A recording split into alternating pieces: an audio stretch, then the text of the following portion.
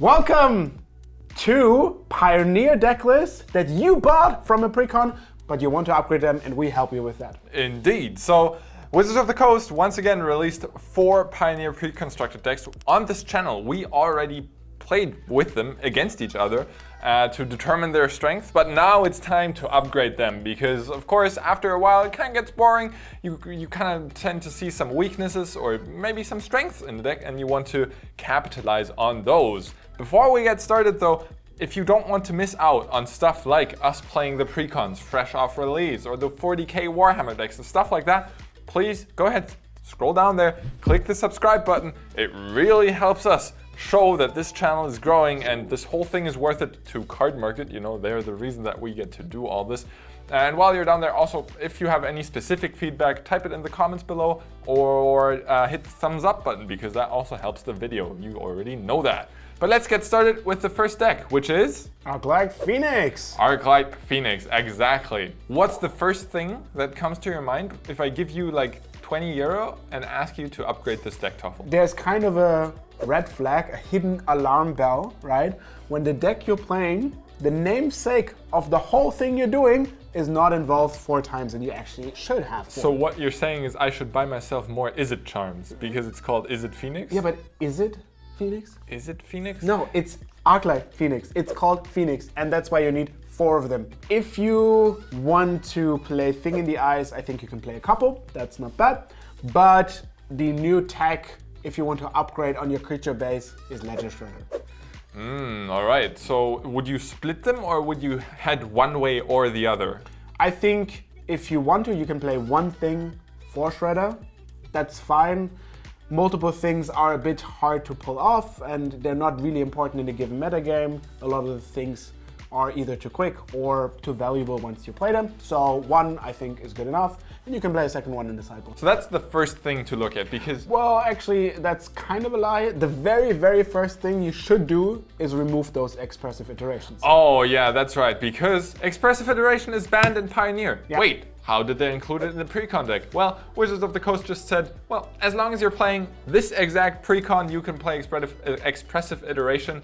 But as soon as you modify it, it's no longer Pioneer legal. So please, as long as you modify the deck, also exclude those expressive iterations. Which is nice because it gives you a couple of bucks to buy the new cards. Next up, there's another kind of package of cards that is missing from this precon, which are often included in these spell-centric Is It Phoenix decks.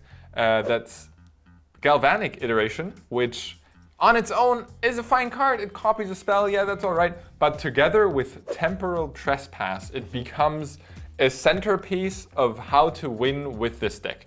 Galvanic Iteration, copying a spell, Temporal Trespass in the late game, becoming a 3-mana Time Walk. Copying a Time Walk is a play that's just extremely powerful. Yeah, a lot of the times the deck actually plays out like a control deck because your deck is not very well suited to put the Phoenix into the graveyard from your hand or from your deck. You kind of do it one by one while you stabilize, but then you have this one turn where you play something, Galvanic Iteration, make an extra turn, you get your Phoenixes back 2 or 3 at a time, and then you have 2 extra turns and kill them right there. Those turns are the craziest, and when you're on the other side of it, you know that there's no coming back the moment those extra turns are resolved, because there's 2 Phoenixes coming your way, your opponent will get 2 additional turns, you already know you're in total taking like 18 damage. It's just crazy powerful, and when you do have the budget to upgrade that, that's another big step into the right direction with this precon. The last thing to mention is the mana base. You want a functional mana base, and 1 Steam Vents is not going to cut it in the end. 4 Shivan Reef also not great. So yeah, you will need at some point the full 4 Steam Vents, and don't wait too long on this because a good mana base makes or breaks a deck occasionally, but during gameplay you won't notice it. During gameplay it's like, oh, I guess I have to play this tapped. That's awkward, but it will cost you real games of Magic. Yes, if you especially look with the changes we're making, especially adding the Temporal Trespass, you adding a lot of blue and stuff that makes red or blue is just not good enough. You need a lot of dual lands, you need a lot of flexibility of casting 1 red, 1 blue spells, especially because your deck is so cheap.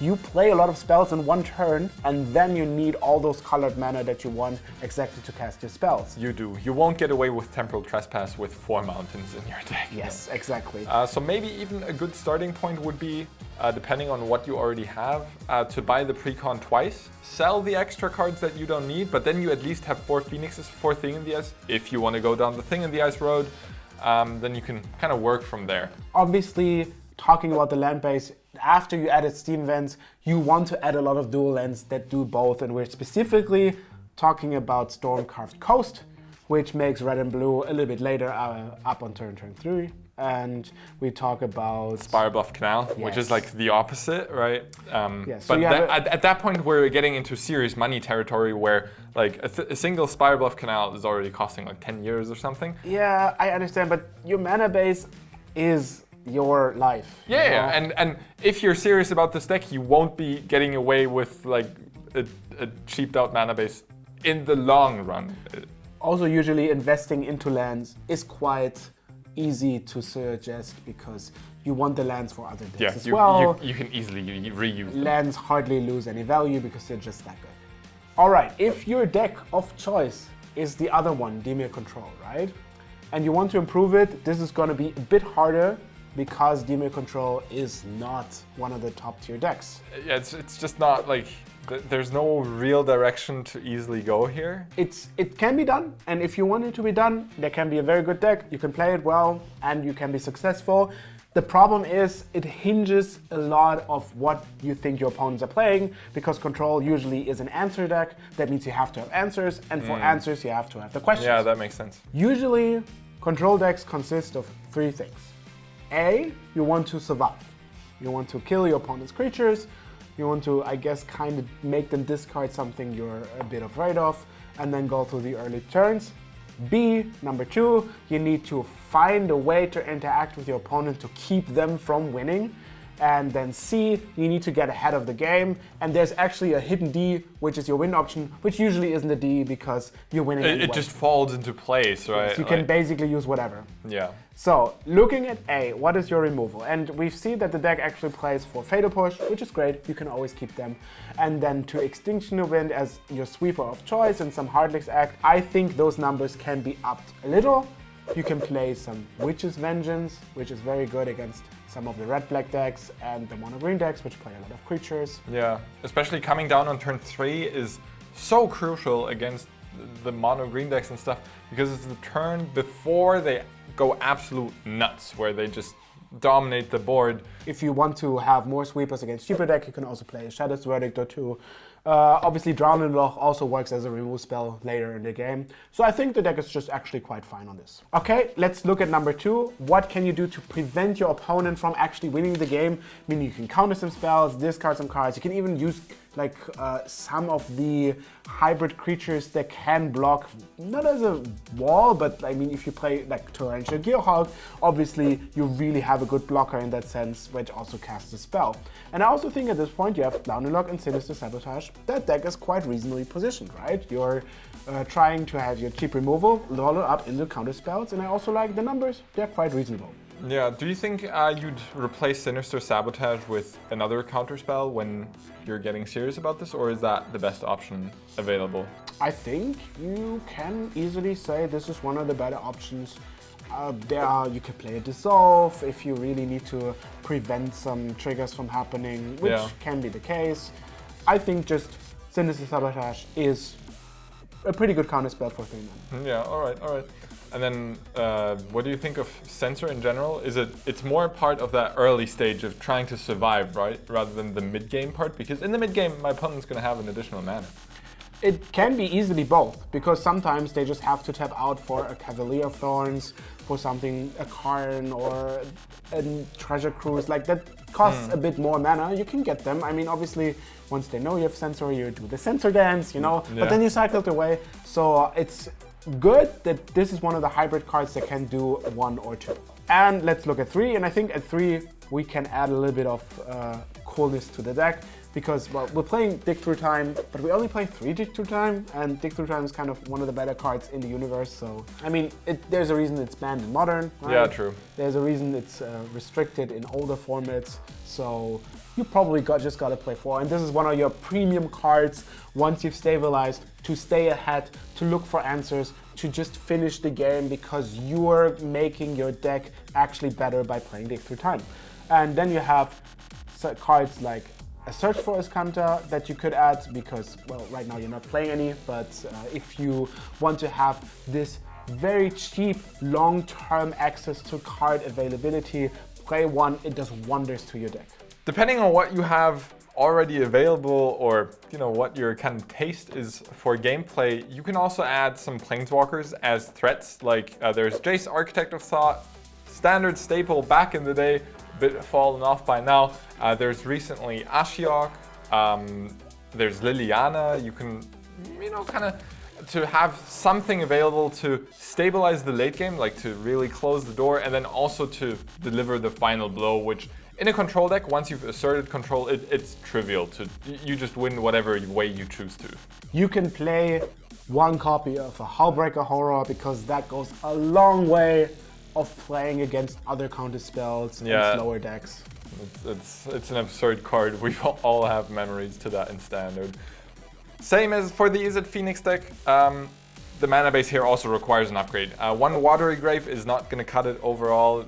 You need consistent mana. You want to cast your double blue counter spells, you want to cast your Fatal Pushes maybe alongside another removal spell on the same turn. Those things will come up, and when you don't have the right mana available, it will lose you the game sometimes, which sucks. You also have quite some utility lands you can play as your mana usage depends a lot on your opponent. Sometimes you just don't have mana you want to pay, so a lot of the lands, for example the castles, the blue one in specifically, also which we kind of forgot in the Phoenix deck, but we also want to mention it here, and that also goes along with the Phoenix decks. 1 or 2 copies of Hall of the Storm Giant, and that goes a long way of also closing the game while making your mana usage for you work. Yeah, also threatening planeswalkers at the right time. Yes. All of that. Great stuff. The next pre-constructed deck that we're going to look at is the Gruul Stompy deck list, and this one is... It has an easy game plan. You play a turn 1 mana creature and then you follow it up with big beefy threats like Glorybringer, Chandra, all of those. You also have 4 Mizzium Mortars and 3 Abrade in the deck as your removal suite, which Mizzium Mortars doubles up in the late game as kind of a sweeper. Unfortunately, this deck doesn't really have a clear thing to aspire to be in the Pioneer metagame. We lost Winota, so we can't really build it into Winota. And Mono Green Devotion is a very different deck. It's not an aggro deck. Yeah, it's definitely, you're kind of in a little bit of hole of playing your deck, which is fine. The deck can definitely win. I feel like it needs a little bit more oomph, Yeah. I wouldn't mind like something like an Embercleave. You can add a little bit of card draw or card fixing. Actually, one of the cards, also going back to the Phoenix and also going back to this deck, and we're at this deck, so we're talking about this deck, is Fable of the Mirror Breaker. So you might want to consider that card as it is really, really good at making your draws much better. And even better on turn 2. Turn 1 Llanowar Elves, turn 2 Fable of the Mirror Breaker. Getting the treasure, using the mana, and get then your game going. Obviously, since your creatures are quite powerful and quite strong, copying them goes a long way. The only thing that you can't do, and I think this is a warning to everybody around, Questing Beast is a legendary. You cannot copy it, but also you shouldn't play 2 of it. That happened to me once, and I since then. Aww. Yeah, but in general, maybe another Chandra to get that card availability going, generate a bit of card advantage, and Fable of the Mirror Breaker. It's the card in every mid-range deck list right now, so yeah, you will have to invest into some of those if you want to upgrade this deck. I feel like a clockwork repeating this sentence, but you won't get away with this mana base. Yeah, obviously the mana base is horrendous, and here 7 mountains in a deck with 8 Llanowar Elves, or 4 Llanowar Elves, 4 Elvish Mystics. You will sit there, look at a hand of mountains, have the perfect curve, and mulligan. If you have 8 creatures you want to play on turn 1, you need somewhat around 19 sources of that mana. Yeah, and the pre-constructed deck really doesn't provide you with those. There's, if we're generous, 18.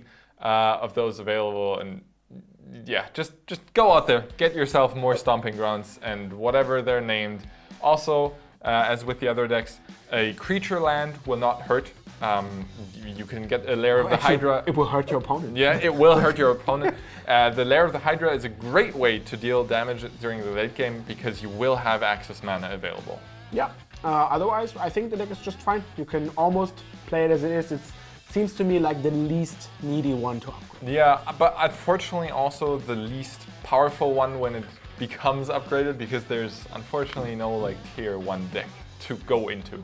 The last deck we're looking at is Ords of Humans, and this is gonna be a bit different because we actually have a very decent shell of the deck that we want to look for when we upgrade the deck. And now let me tell you, it's the opposite of what I told you about the other mana bases. Don't buy additional Godless Shrines, toss them away. Yeah, actually, this is quite ironic and funny to me that the deck that has the most, by far, the most lands that produce multiple amounts of mana, which makes sense because you have cheap cards, is also the ones where you don't need them. Yeah, like get rid of your caves, get rid of the courtyards, get rid of the Godless Shrine, the one Godless Shrine, but it is a Godless Shrine. And just play like your Muta Vaults and more planes. But yeah, but that's also a good thing. It gives you money to buy into the other cards that you need, because when you go mono white, which is what we're hinting at here, you should probably build towards the mono white aggressive deck. You can sell those lands, take the cash or the Cardmarket credit or whatever, and go buy. Yeah, more good creatures, because we don't really care about all the other spells. We're playing mono white, we're attacking, so the only spell that's not a creature that you're playing is Brave the Elements, and the rest basically is, well, either sideboard material you don't care about, or just creatures what we want to have. And we do play a lot of those creatures already, so those stay for most of the time. You just get rid of the black creatures and throw in some good white creatures. Yeah, exactly. You've got cards like Hopeful Initiative. Also, your curve goes a bit higher up. You want to play the 3-drops, especially Adeline has been making waves in Pioneer. Adeline is great. Extraction Specialist is a great utility card. Returning something like Athalia makes her immediately relevant and stuff. So yeah, you're just playing a mono white beatdown deck, but without the downside of having to worry about your mana base and curve or anything. The white cards are just good enough. Yeah, the only thing that I would really suggest you get from the manas is 2 additional Muta Vaults. It's just the money worth in creature. Like it's a land and a creature. Once your opponent kills your board and you have Muta Vaults, you still feel fine. Yeah. But this is probably also one of the decks that are much more potentially potent with the upgrades, because that is just a solid strategy in Pioneer right now, beating your opponent down with mono white creatures. Yep. And there you have it. If you got any of the 4 decks and you want to play them, those are our suggestions. Obviously, you have to a little bit twist to the metagame, but those should be general very good improvements. If you want, you can also post in the comment section down below. It's like my friends or my teammates around the store I'm playing plays a lot of this and that, and then people can help you and suggest you what you specifically can also do. Our commenters are always crazy helpful. Yeah, that is true. We have the best comment section in the world. We do. Not exaggerating. We actually do. We love you all. With that being said, if you're not subscribed yet and you do enjoy this kind of content, because we are always trying to deliver value to our viewers, like with this kind of upgrade stuff or just entertainment, scroll down there, click the subscribe button, because then you will be notified whenever we upload. And yeah, I don't know, let us know whatever else you think in the comments below. Thumbs up the video, and we'll see you next time.